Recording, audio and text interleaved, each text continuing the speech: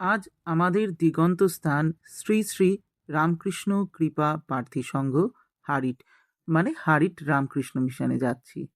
তাই দুজনেই বাইকে উঠে পৌঁছে গেলাম হারিট রামকৃষ্ণ মিশন। চুঁচড়ো থেকে যে তারকেশ্বরের বাসগুলি ছাড়ে সেই বাসগুলি এই আশ্রমের সামনে দিয়ে যায়।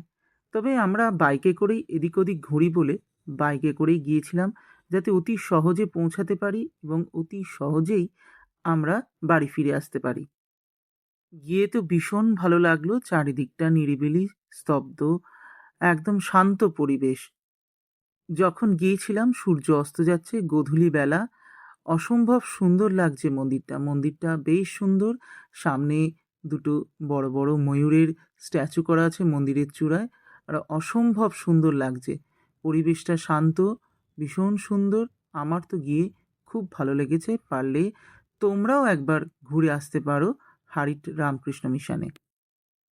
আমরা যখন গিয়েছিলাম তখন কিন্তু পুরোটাই ফাঁকা ছিল, তবে আমরাও বেশ ভালোভাবে দেখতে পারলাম। ওই দেখো সূর্য অস্ত যাচ্ছে, খুব সুন্দর লাগছে, আর খুব সুন্দর করে সাজানো গোছানো। এটা দেখছো গোলাপ ফুলের বাগান, আর আমরা ওই গোলাপ ফুলের বাগান দেখার পর ভিতরে প্রবেশ করলাম মন্দিরের। খুব সুন্দর ঠাকুর, মা, স্বামীজি তিনজনের মূর্তি সাজানো রয়েছে মন্দিরের মধ্যে, এবং পাশেই রয়েছে স্বামীজির আর একটা মূর্তি খাটের মধ্যে রাখা। এবং মন্দিরের দেয়ালে নানা ধরনের দেবদেবী এবং ওখানকার মহারাজদের ছবি দেওয়া রয়েছে। ওখানে গিয়ে আমার ভীষণ ভালো লেগেছে। পারলে তোমরাও একবার ঘুরে এসো হারিট রামকৃষ্ণ মিশন।